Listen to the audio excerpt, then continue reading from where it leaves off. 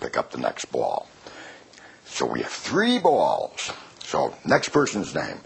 1 plus 1 plus 1 minus 1. No calculators allowed. Back in the pocket, but I don't put it there. I keep it. How many balls in this hand? And as I gesture, this hand really just grabs all the balls between my knees. And now again, I still have 3 balls. And now the last person on my right usually, extend your hand. And of course, if you've got a person sitting there, you want them to extend their left hand for a better picture rather than their right hand, which isn't very good at all.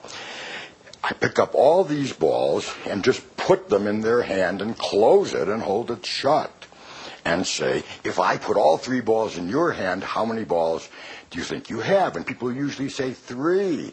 And then I say, how many do you think you really have? And here's where it gets interesting, because what I'd like someone to say is not 400, because I'm only going to produce 24. I'd like them to say 7 or 8. That would be optimal, because then I can say, sort of sigh and say, gee, I wish I were that good. 24 are coming. So they open. Now, questions at this point. The best answer I ever had was when I was working at Big's Restaurant in Chicago, performing for 2 very well-dressed ladies in their 40s with quite fabulous jewelry. And the one lady's holding the 24 balls, and I said to her, how many do you think you really have? And she looked at me, and a small smile began to form on her lips, and she said, not enough. Ooh. I said what I was thinking. Gee, you're scaring me now. And so she opened her hand, and indeed she probably didn't have enough for her. She had 24. Quite an ending. Well, where did this idea come from? Sponge balls, ball magic is pretty old stuff. Here's a Hieronymus Bosch painting from the late 15th century with a magician doing ball magic. But sponge balls came much later. They're probably about 100 years old.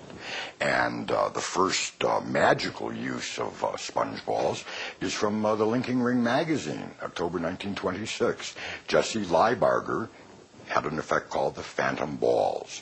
Then in 1936, Audley Walsh published Sponge Ball Manipulation.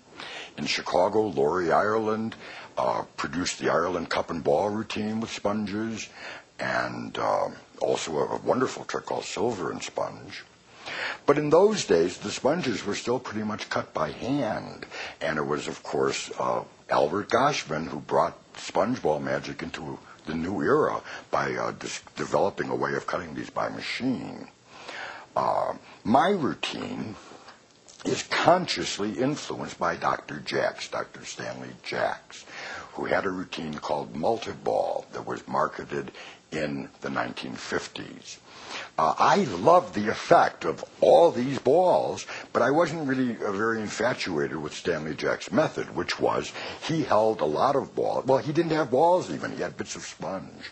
And he had them in his hand, and he held their hand, and when they opened their hand, his were added in the drop.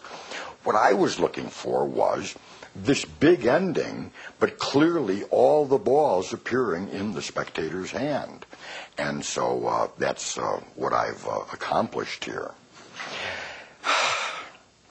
For those of you who've read my books, you know that I have a love-hate relationship with these clown noses, as we might call them.